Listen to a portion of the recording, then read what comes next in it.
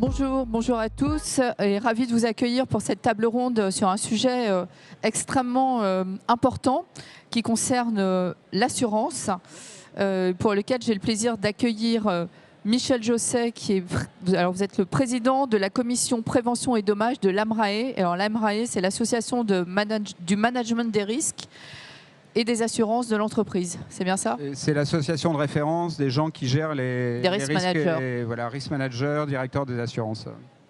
À vos côtés, Catherine Lagneau, vous êtes présidente directrice générale du BRGM. Donc c'est le bureau des recherches géologiques et minérales, c'est ça? Et minières. Minières, bon, je l'ai fait un peu, voilà, pardon. Et Clément Roussel, alors vous, si j'ose dire, vous êtes l'assureur de l'étape. Donc vous êtes directeur de la communication et de l'engagement de AXA France. Bonjour à tous. Alors, comme je disais, l'assurance est vraiment un sujet quand même assez essentiel de ce grand défi de l'adaptation au changement climatique auquel on fait collectivement face. Le changement climatique qui bouscule tellement le système assurantiel en fait, qu'en France en tout cas, plusieurs rapports ont été commandés ces derniers mois sur le sujet.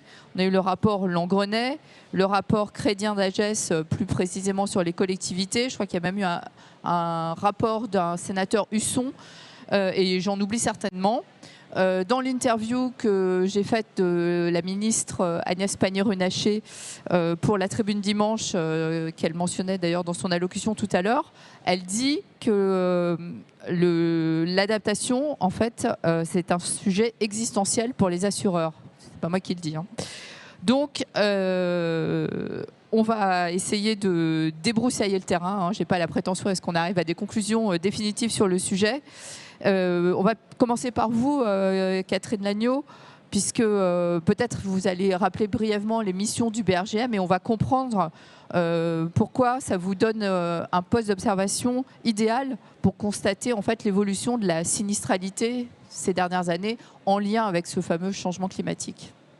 Merci beaucoup. Donc le BRGM, vous l'avez rappelé, le Bureau des recherches géologiques et minières. Donc on peut se demander ce qu'on fait là. C'est le service géologique national, issu d'un vieux service de la carte créé par Napoléon pour accompagner le développement de l'ère industrielle. Donc l'idée, c'était de connaître le sous-sol pour accompagner notre développement. On est devenu un peu poussiéreux parce qu'on a un peu oublié notre dépendance au sous-sol. Et il est vrai que le changement climatique exacerbe les risques liés au sol et au sous-sol et fait qu'aujourd'hui, ce service géologique national, qui est un établissement de recherche, redevient un peu sur le devant de la scène, puisque tous les enjeux que nous adressons liés au sol et au sous-sol sont affectés par le changement climatique, à commencer par les risques liés au sol et au sous-sol qui occupent aujourd'hui le tiers de l'établissement. Nous travaillons aussi sur les eaux souterraines. Vous nous connaissez peut-être, ou en tout cas on est connus par le grand public parce que nous opérons le réseau piézométrique national, c'est-à-dire nous surveillons le niveau des nappes phréatiques et nous publions un bulletin de situation des nappes tous les mois. Oui, c'est un sujet dont on entend beaucoup parler, surtout l'été, cela dit. Tout à fait, sauf cet été. Il n'empêche que d'ailleurs, il y a un risque qui monte d'inondation par remontée de nappes, donc le sujet reste réel en termes de risque aussi, et la connaissance des eaux souterraines est un enjeu majeur. Nous travaillons aussi, autre sujet qui monte, sur les ressources minérales. C'est notre sujet premier, le sujet qui a accompagné l'ère industrielle, qui redevient sur le devant de la scène pour des questions de souveraineté, en particulier pour accompagner bien sûr tous les besoins qui sont ceux de la transition énergétique et ceux de la transition numérique. Le sous-sol aussi est un vecteur de solutions, à la fois énergétique pour de la géothermie qui est déployable sur l'ensemble de notre territoire, pour le stockage de carbone, pour l'hydrogène naturel. Donc voilà, je dresse rapidement un tableau sur tous les enjeux qu'adresse le BRGM. Mais aujourd'hui, nous sommes là pour adresser un enjeu particulier qui sont ceux des risques liés au sol et au sous-sol qui effectivement sont en croissance très forte. D'abord, le premier d'entre eux auquel on peut penser, alors vous avez quelques chiffres derrière, alors vous avez 9 intrusions d'eau salée qui ont été observées dans l'aquifère karstique de Thau. Alors qu'est-ce que ça veut dire? Ça, ce sont les risques liés à l'augmentation du niveau de la mer, qui à la fois augmente le risque d'érosion côtière, on le sait que c'est un risque majeur, hein, le retrait du trait de côte pour l'ensemble de notre territoire, en particulier la Nouvelle-Aquitaine, où on sait qu'il y a Alors, je ne sais pas s'il y a le chiffre ici, 450 000 logements menacés par le recul du trait de côte à l'horizon 2100, c'est ce qu'on estime. Mais il y a d'autres risques liés à cette montée des eaux, et notamment le risque d'intrusion d'eau salée, d'intrusion dans les nappes phréatiques, parce que plus l'eau monte, parce que l'eau salée est plus lourde, donc aujourd'hui elle s'introduit dans le sous-sol, mais en dessous des eaux potables. Plus l'eau monte, plus on a des risques de contamination quelque part par de l'eau salée des eaux potables, et plus évidemment les nappes phréatiques par ailleurs diminue, plus on comprend bien que ce risque augmente. C'est là aussi un risque majeur, puisque les eaux souterraines, c'est 2/3 de notre eau potable, et que, évidemment, le nombre d'habitants sur les côtes est important. D'autres risques liés au sol et au sous-sol qui sont en forte croissance, je pense qu'on en parlera pas mal dans cette table ronde, c'est le retrait-gonflement des argiles. C'est aujourd'hui la moitié du territoire métropolitain qui est concerné, c'est 10 millions d'habitations. Alors vous savez, le retrait-gonflement des argiles, c'est ces argiles qui gonflent quand il y a beaucoup d'eau et qui se rétractent quand il y a une sécheresse.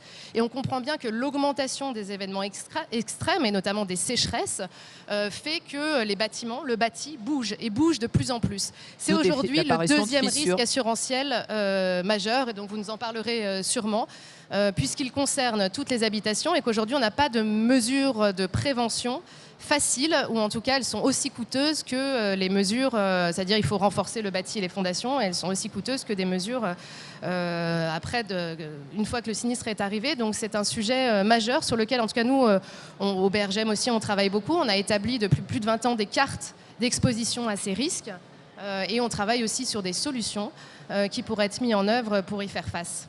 Voilà par exemple les différents risques. On a, j'oublie bien sûr le dernier important qui est l'augmentation des glissements de terrain, des effondrements aussi des cavités souterraines. Tout le fait que le sol bouge de plus en plus, lié essentiellement à la variation d'hygrométrie bien sûr, mais aussi dans les montagnes à la disparition des glaciers, font qu'on a une augmentation très forte de tous ces risques liés au sol et au sous-sol. Voilà. Merci pour cette introduction un peu... alarmiste, mais oui, on était réaliste. là pour se rassurer, excusez-moi, mais c'est après. Oui, les solutions viendront dans un deuxième temps. Alors, Michel, je sais, donc là, on a vu effectivement les risques de façon générale qui nous concernent tous, aussi bien particuliers, collectivités, entreprises. Mais on va justement faire un focus sur l'entreprise. Comment est-ce que l'augmentation de ces sinistres affecte l'activité des entreprises, et est-ce que ça peut aller jusqu'à remettre en question leur capacité à s'assurer dans certains cas ? Donc, je représente ici l'AMRAE, l'association de risk managers, mais j'ai aussi un vrai métier. Je suis le directeur des assurances de Forvia, qui est un équipementier automobile important. Anciennement Forestia. Anciennement Forestia, tout à fait. Alors, je peux vous décrire un peu à hauteur d'entreprise ce qu'on a vécu depuis un certain nombre d'années, prendre des exemples tirés de mon expérience pour illustrer voilà, l'impact économique du changement climatique sur nos activités. Quelques exemples. En 2022, je ne sais pas si vous vous souvenez, il y avait eu une vague d'air froid qui avait envahi le Texas. On dit le Texas, voilà, c'est plutôt chaud. Et là, ils se sont retrouvés avec des moins 30, des moins 20, moins 30. Toute l'infrastructure électrique est tombée. Voilà, les activités de production électrique et de distribution se sont trouvées endommagées, tout simplement parce qu'elles n'étaient pas adaptées à ce type de température. Et il se trouve, on n'a pas d'activité au Texas, par contre, on est très présent au Mexique. Et comme le gouverneur du Texas a considéré qu'il fallait garder le peu d'électricité qui restait pour chauffer ses administrés, il a coupé le jus côté Mexique, et nos usines mexicaines, qui se trouvaient à 3000 km de là, dans la région de Mexico, se sont trouvées sans électricité pendant 2 ou 3 semaines, plusieurs millions d'euros de pertes. Donc vous voyez, le scénario il est quand même assez complexe. Changement climatique, le vortex polaire qui est un petit peu affaibli, une goutte d'air froid qui descend sur 5000 km, un gouverneur qui prend une décision de couper l'électricité vers le pays voisin. Il faut quand même avoir de l'imagination pour anticiper ce type de scénario. Mais je pense qu'il faut qu'on s'habitue à ce type de scénario complètement inédit, par effet cascade, effet domino, qui viendront impacter nos activités économiques. Un autre exemple, on est très présent en Chine, on a à peu près 80 usines là-bas, on travaille beaucoup pour les constructeurs chinois. On a des usines en Chine centrale. Il y a 3 ans, il y a eu une sécheresse terrible, donc plus d'eau dans les barrages. Or, une partie importante de l'électricité produite en Chine est d'origine hydroélectrique. Donc à nouveau, les autorités locales ont choisi de privilégier les habitants et ont coupé l'électricité pour les industries. Donc à nouveau, 2 ou 3 semaines de perte d'exploitation. Un dernier exemple, toujours en 2023, des vagues de chaleur importantes en Europe, aux États-Unis. On a une industrie manufacturière. Quand il fait 35 degrés ou voire 40 degrés dans un atelier, vous imaginez bien que c'est compliqué pour les employés de travailler. Au bout, alors quand ça dure 3 jours, ok, ils vont résister. Quand ça dure 3 semaines, c'est plus pareil. Donc on voit finalement l'absentéisme se monter. Et puis au bout d'une semaine ou deux, vous vous retrouvez avec 15-20% d'absentéisme. Et honnêtement, faire tourner une usine quand il vous manque 20% des gens, c'est très compliqué. Donc on voit voilà, trois exemples qui correspondent vraiment à des événements inédits qui sont venus affecter nos marges dans des régions différentes. Alors vous parliez d'assurance, Dominique, donc finalement... Oui, parce que c'est le sujet de cette table ronde. Alors, ce qu'on voit, c'est la montée des risques aigus, des catastrophes, etc., mais également d'autres phénomènes chroniques, voilà, les vagues de chaleur, je viens d'en parler, ou la pénurie d'eau, ce qu'on appelle le stress hydrique. Ces éléments-là ne sont pas couverts par l'assurance parce qu'il n'y a pas de dommages. Un contrat d'assurance dommage, c'est quelque chose est cassé, ça entraîne des pertes et l'assureur vient compenser à la fois les dommages directs et puis la perte d'exploitation. Là, vague de chaleur, stress hydrique, pas de dommages et donc pas d'assurance. Donc on assiste finalement à une montée des risques et puis une baisse de l'assurance, une montée de l'inassurabilité qui s'est manifestée depuis quelques années par des augmentations des franchises, également des capacités d'assurance moins élevées dans les zones exposées et puis des tarifs en hausse. Donc un vrai problème d'assurabilité pour les entreprises. Merci. Alors vous me disiez aussi comprendre la position des assureurs, puisqu'en fait, dans certains cas, il n'y a plus d'aléas. Donc s'il n'y a plus d'aléas, il n'y a plus d'assurance. Bon, enfin, on va laisser l'assureur développer ce point. Mais déjà, peut-être d'une façon un peu globale, cette hausse de la sinistralité qu'on observe ces dernières années en lien avec le changement climatique, qu'est-ce que ça a comme conséquence sur votre modèle d'affaires, enfin, collectivement, hein, je ne parle pas que d'AXA, et donc le système assurantiel dans son ensemble. Comment est-ce que vous résumeriez la situation du point de vue des assureurs ? Alors, donc on va commencer par le constat, au risque d'ajouter quelques petites peurs dans la salle. Mais donc d'abord les chiffres. Les chiffres, c'est 6,5 milliards pour l'ensemble du secteur en 2023. Et l'année d'avant, c'était pire. L'année, en effet, 2022 était à 10 milliards d'euros. C'est considéré encore aujourd'hui comme une année exceptionnelle. Donc, mais on sait que de toute façon, la tendance est à la hausse. Et quand on se compare à il y a une dizaine d'années, on était à 1 milliard d'euros de sinistres climatiques par an. Donc on voit l'augmentation. On voit aussi que les épisodes climatiques extrêmes ne sont pas les seuls. Vous l'évoquiez tout à l'heure, les retraits, gonflements des argiles, c'est des phénomènes de temps long. Donc sur lesquels il va falloir trouver des solutions, les 10 millions de maisons que vous évoquiez. Et ça représente aujourd'hui le RGA, le retrait gonflement des argiles, 2/3 de la surcharge du système CatNat assurantiel aujourd'hui. Donc tout ça a évidemment des conséquences sur l'équilibre financier.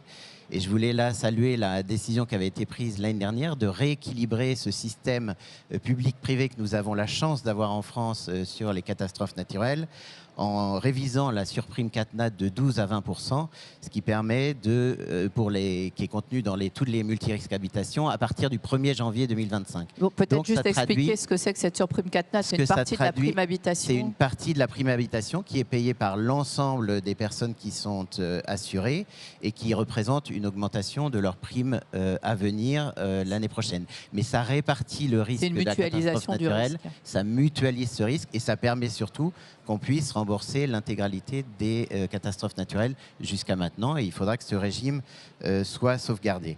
Ce qui est très important aussi dans le panorama, je crois, c'est de sentir le sentiment de vulnérabilité qui monte. On fait depuis longtemps chez AXA un rapport sur les risques futurs qui évalue chaque année les risques. Le risque climatique était celui qui était déjà depuis de nombreuses années à la première place.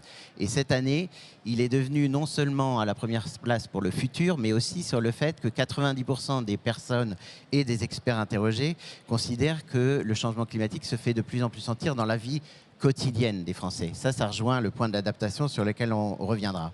Donc face à ça, le pire serait de parler uniquement d'inassurabilité. On a certes une révolution de l'aléa, mais il y a des solutions pour pouvoir s'adapter. Le rôle de l'assureur, c'est de protéger. Le rôle d'AXA dans cette situation, c'est de mettre sa solidité à la disposition de ses clients pour pouvoir continuer à jouer son rôle de protection. Alors évidemment, la situation est beaucoup plus tendue pour certains, ça a été évoqué pour certaines entreprises. C'est le cas aussi de certaines collectivités locales qui ont, et on y reviendra peut-être, plus de mal à s'assurer.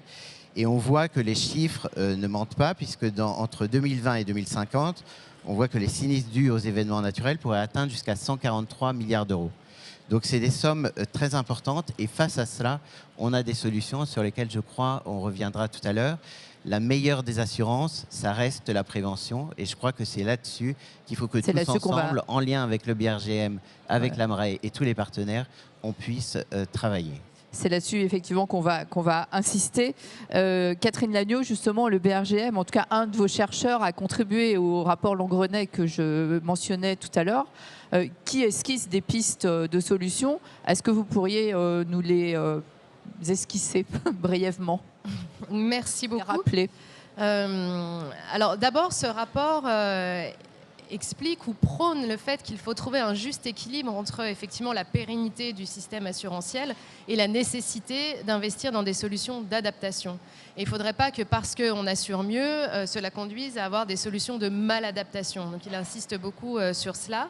Ce rapport est intéressant aussi parce qu'il estime l'augmentation des risques tel qu'on l'a décrit tout à l'heure. Donc, je me suis noté quelques chiffres. Par exemple, il estime que le risque sécheresse d'ici 2050 augmentera, selon les scénarios, entre plus 50% et plus de 200%. On parle de la France, là. On parle de la France. Du risque inondation, entre 25% et 80%.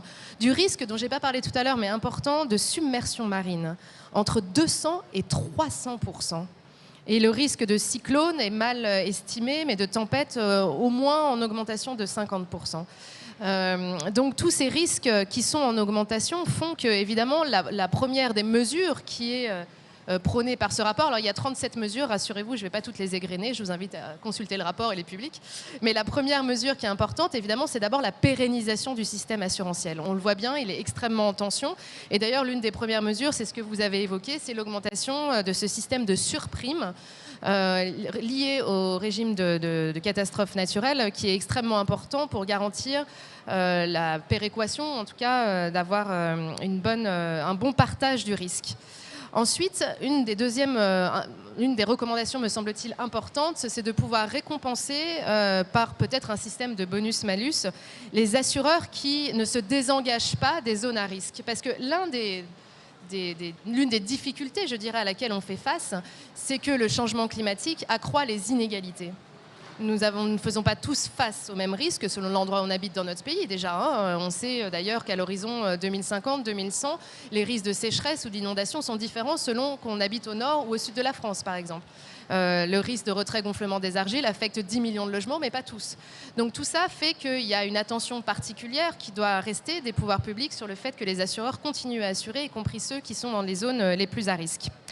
Bien sûr, ce rapport demande ou prône le fait de continuer à investir en termes de recherche et développement pour trouver des solutions d'adaptation. C'est là où nous, BRGM, qui sommes un établissement de recherche, bien sûr, nous sommes extrêmement investis sur cette prévention, sur cette solution d'adaptation, les solutions fondées sur la nature, des solutions, je l'ai dit tout à l'heure, pour faire face au RGA, des solutions de réaménagement des sols, des solutions de désimperméabilisation. Enfin, on sait qu'il y a des tas de solutions qui sont très locales en réalité, qui doivent être réfléchies, pensées, là où on a besoin finalement des scientifiques aussi pour y réfléchir et pour modéliser.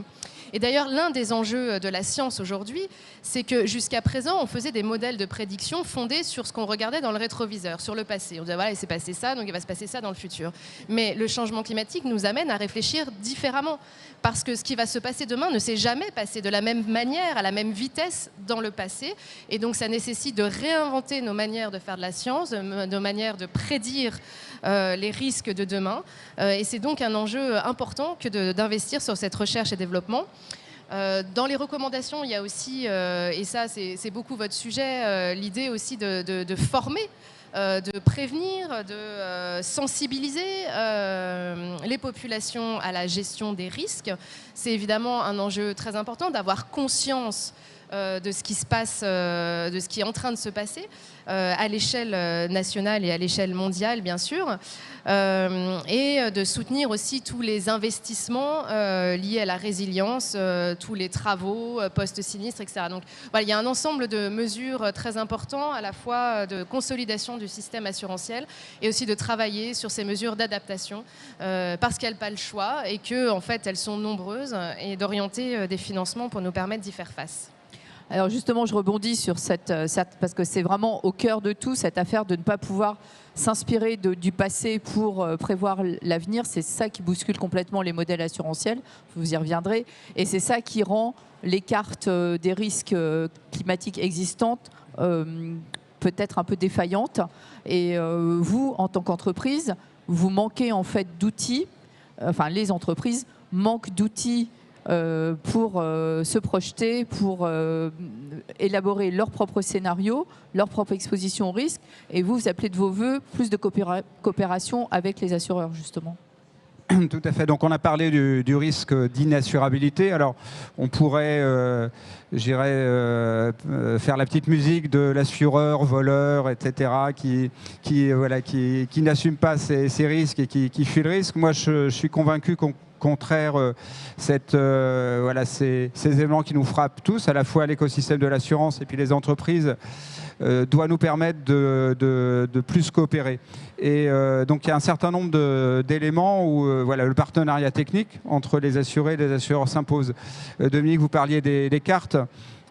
Évidemment que se protéger contre les risques naturels, ce n'est pas quelque chose de nouveau. On le fait depuis 20 ans, 30 ans, parce que ces phénomènes existent depuis longtemps. Par contre, ce qu'on constate, c'est que les cartes que l'on utilisait, les cartes de risque que l'on utilisait classiquement, sont obsolètes. Tout simplement parce que les événements qui nous touchent sont inédits. Il y a des inondations là, dans des zones qui ne sont pas considérées comme inondables, où la crue centenale, elle arrive tous les 2 ans.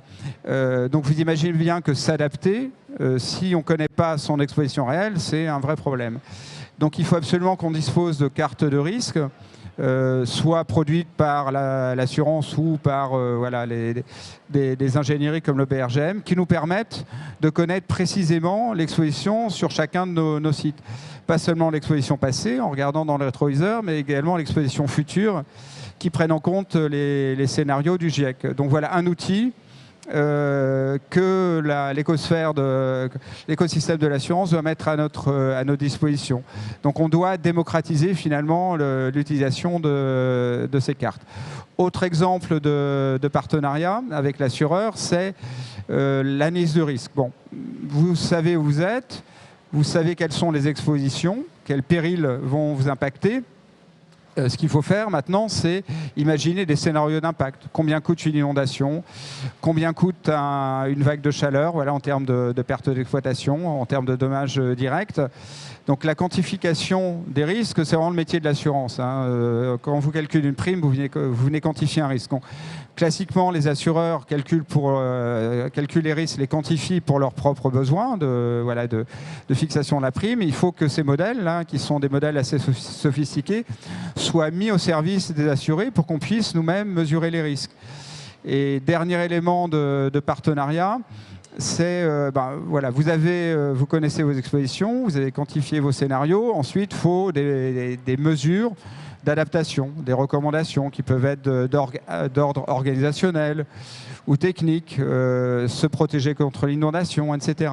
Et là, à nouveau, l'assureur a des armées d'ingénieurs qui classiquement sont orientés plutôt vers les risques d'incendie pour protéger les sites. Il faut que l'assureur réussissent à convertir finalement ces compétences, à les orienter plus vers le risque climatique. C'est-à-dire qu'au lieu de faire des audits du risque incendie qui sont classiques dans l'assurance, il y a des audits du risque climatique de manière à ce qu'un site industriel connaisse ses risques, quantifie les scénarios et dispose de recommandations d'adaptation qui lui permettront de dessiner sa trajectoire d'adaptation. Donc on voit voilà, des éléments de coopération parce qu'une entreprise, elle ne fera pas tout seul, elle ne va pas embaucher des climatologues, des spécialistes, elle a besoin de s'appuyer sur des expertises extérieures, soit assurantielles, soit de bureaux d'études comme le BRGM. Alors Clément Roussel, justement, ce sont des choses que vous proposez déjà, notamment via votre filiale AXA Climate. Est-ce que vous pouvez nous en dire un mot de ce que propose AXA aux entreprises et aussi aux collectivités qui répondent en fait aux attentes de Michel Josset? Oui, bien sûr. Donc, il y a deux sujets différents. Donc, d'abord, sur les entreprises, ce qui est important, c'est de voir que les solutions sont en cours d'élaboration et sont déjà là pour certaines. On travaille beaucoup avec les nouvelles technologies. Vous l'évoquiez tout à l'heure, en effet, les modèles regardent un petit peu dans le rétroviseur. Les nouvelles technologies vont nous aider à regarder vers le futur et à l'intégrer dans les futurs modèles. On fait aussi intervenir énormément l'humain, c'est-à-dire les agents généraux qui sont en première ligne. Chez nous, on a coutume de dire qu'il y a un agent général AXA tous les 6 km en moyenne en France. Et donc, les former à agir sur la prévention très localement vis-à-vis de leurs clients, entreprises, particuliers, c'est aussi une forme sur laquelle on agit pour les accompagner au quotidien. Donc, si je vous cite quelques exemples d'actions qui sont en cours, d'abord, des guides, puisque c'est très important de former, des guides pour décarboner leurs PME qui sont produits par AXA Prévention, qui nous permettent d'établir des véritables diagnostics très pratiques à l'attention des chefs d'entreprise et de leur permettre d'avoir les bonnes mesures à adapter. On a publié aussi récemment, à l'occasion de la REF du MEDEF, un livre blanc pour la prévention des entreprises qui liste l'ensemble des actions. On parlait tout à l'heure des ingénieurs de prévention qui en effet étaient autrefois beaucoup sur l'incendie et sont très bien formés aujourd'hui sur le risque climatique et rentrent en conversation avec leurs clients PME pour leur fournir des solutions à construire ensemble. On a aussi des solutions techniques modernes qui concernent les feux, les incendies de forêt. Donc c'est une solution qui s'appelle Wildfire, qui a été développée avec une petite start-up qui s'appelle Kairos et qui permet d'utiliser l'analyse une grande start-up, pardon. Oui, une start-up qui s'appelle Kairos, enfin qui utilise un logiciel d'analyse de données satellitaires et l'intelligence artificielle, ce qui permet d'apporter des données prédictives et permettre aux entreprises d'avoir à leur disposition des rapports qui sont générés. Il y en a eu 1800 l'année dernière et des emails surtout d'alerte. Ça a été évoqué tout à l'heure, puisqu'une entreprise elle a besoin d'avoir une alerte pour pouvoir prendre les mesures de prévention et ainsi éviter les sinistres, là en l'occurrence d'incendie. Et puis AXA Climate, vous l'évoquiez, on a développé un logiciel qui s'appelle Altitude, qui permet d'analyser au vu de scénarios de réchauffement l'exposition des différents sites d'une entreprise, puisqu'un chef d'entreprise a besoin de connaître l'évolution de ces différents sites. C'était autrefois utilisé par des fonds d'investissement. Aujourd'hui, c'est utilisé et à destination des entreprises industrielles et ça permet d'intégrer les scénarios du GIEC et d'anticiper les risques climatiques à l'intérieur de la solution qu'on propose directement aux entreprises. Donc ça, c'était côté entreprise. Côté collectivité, le problème est un peu différent parce qu'il y a en effet une difficulté croissante de certaines collectivités locales à s'assurer aujourd'hui, dû à la fois aux catastrophes naturelles, mais aussi au sujet d'émeutes. Et vous l'avez évoqué tout à l'heure, il y a eu énormément de commissions à l'Assemblée nationale et au Sénat qui ont travaillé sur ces sujets-là. Là, AXA a pleinement collaboré à l'ensemble de ces commissions pour faire passer un message simple, c'est que pour pouvoir bien assurer, il faut qu'il y ait un bon dialogue de risque. Alors c'est un peu contre-intuitif, mais aujourd'hui, c'est les collectivités, les localités les plus petites, donc moins de 10 000 habitants, qui sont plus facilement assurées, parce que là, le dialogue sur le risque est plus facile. Dès qu'on passe au-dessus de 10 000 habitants, on passe dans le domaine de la commande publique, où là, l'échange sur le sujet de prévention est beaucoup plus dur. Et sans dialogue du risque efficient, on a du mal à proposer des offres assurantielles qui correspondent véritablement aux risques des collectivités locales. Donc, il y a eu également sur ce marché, malheureusement, une mauvaise gestion du risque et certaines attitudes d'acteurs avec une mauvaise mutualisation, une guerre des prix qui ont conduit à des sujets d'assurabilité sur ce domaine-là. Néanmoins, le message à faire passer aux collectivités locales, c'est qu'on est déterminé à trouver des pistes d'amélioration durable et de s'engager sur ce sujet pour revenir dès lors qu'on aura un dialogue, disons, de prévention qui soit adapté avec eux. Et enfin, je voulais dire sur la formation, on a énormément aussi d'actions qui sont en cours, qui nous permettent de viser notamment les maires des petites communes qui doivent produire leur plan communal de sauvegarde pour faire face aux risques auxquels elles sont soumises. Et grâce à AXA Climate et à AXA Prévention, nous avons mis en place une plateforme sur laquelle elles peuvent accéder à la fois à une meilleure connaissance des risques auxquels elles sont exposées et la façon dont elles peuvent remplir ces obligations. Et c'est aujourd'hui une commune sur 6 en France qui s'est emparée de cet outil. Donc c'est un énorme succès d'avoir mis en place cet outil et qui est une vraie fierté, qui contribue très concrètement à ce que la notion de prévention des risques climatiques évolue en France auprès de l'ensemble des acteurs concernés. Catherine Lagneau, merci Monsieur Roussel pour cet éclairage. Vous travaillez aussi, vous, avec les assureurs aujourd'hui. Dans quel objectif et sur quel sujet en particulier ? Oui, effectivement, on l'a un petit peu évoqué. L'un des enjeux très forts, finalement, des assureurs est d'avoir une bonne connaissance des aléas et donc des risques auxquels sont exposés les assurés. Le BRGM a développé une plateforme extrêmement utilisée. Aujourd'hui, c'est plus de 18 000 connexions par jour et 10 000 rapports qui sont édités sur une plateforme que vous connaissez peut-être, qui s'appelle Géorisque. Oui, qui est, on entend parler. Voilà, une plateforme qui géolocalise l'ensemble des risques et des aléas, alors soit qui sont estimés par le BRGM, soit par d'autres. On capitalise évidemment la connaissance d'autres. Notamment, ces rapports sont édités par tous les notaires de France dès lors qu'il y a une vente. Si vous avez acheté un bien, vous savez qu'on édite une fiche des risques qu'il y a liés à votre achat. Évidemment, ça permet de sensibiliser les populations à la question des risques. Et c'est extrêmement important comme action, on l'a dit, cette prévention, cette connaissance, cette conscience des risques qui sont liés au sol et au sous-sol. Bien sûr, on continue à investir, vous l'avez dit, il y a un enjeu très fort de continuer à produire des cartes d'aléas qui sont bousculées par le changement climatique, puisque Géorisque, par exemple, est une plateforme qui a 10 ans, mais on est obligé sans arrêt de mettre à jour finalement les aléas, de les affiner localement et de pouvoir produire, parce que c'est ça qui compte aujourd'hui, des cartes multi-aléas. Donc c'est un travail toujours en cours et en permanence je dirais, en mise à jour. Alors, on a travaillé avec certains assureurs aussi pour les aider à présenter à leurs assurés des données qui soient digestes et compréhensibles. Parce que bien sûr, nous, alors c'est notre métier, parce que on dit c'est un service géologique, mais surtout on est là pour produire de la donnée, pour la capitaliser, la mettre à disposition. Mais c'est souvent des données qui sont pour des professionnels ou des scientifiques. Et tout l'enjeu aujourd'hui est de rendre ces données accessibles, compréhensibles. Et donc c'est tout l'enjeu parfois du travail qu'on peut faire, notamment avec certains assureurs. Je termine simplement par dire que l'un des enjeux du sol et du sous-sol et qu'on a, nous, BRGM, c'est que le sol, le sous-sol sont inaccessibles à nos sens.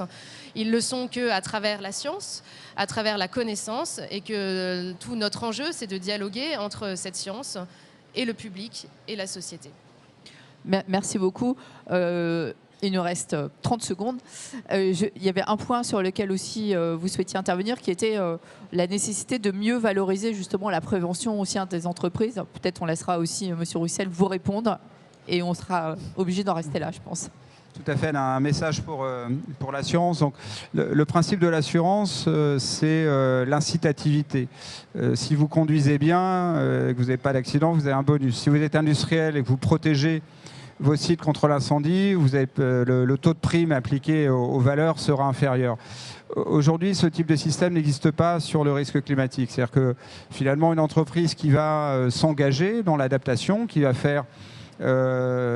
mobiliser ses employés pour mettre en place de l'organisation d'urgence, des systèmes d'alerte, etc., ou qui va protéger les bâtiments, l'enveloppe du site, va être traité en termes de tarification de manière identique à celle qui ne fait rien. Ça, clairement, et d'ailleurs le système en fait CatNat fonctionne comme ça. Vous êtes affecté par un sinistre. une inondation, etc., on vous rembourse, vous réinstallez l'actif ou la résidence au même endroit et l'inondez 2 ans après. On voit que le système n'embarque pas aujourd'hui d'éléments incitatifs. Donc il est, de fait, c'est le tonneau des Danaïdes. Donc créer de l'incitativité, créer une récompense et un bonus pour les entreprises qui effectivement investissent dans l'adaptation, c'est une nécessité absolue. Et aujourd'hui, voilà, c'est un peu un message à la communauté des assureurs. Est-ce que de tels systèmes sont prévus ou pas? Bon, on a combien de temps?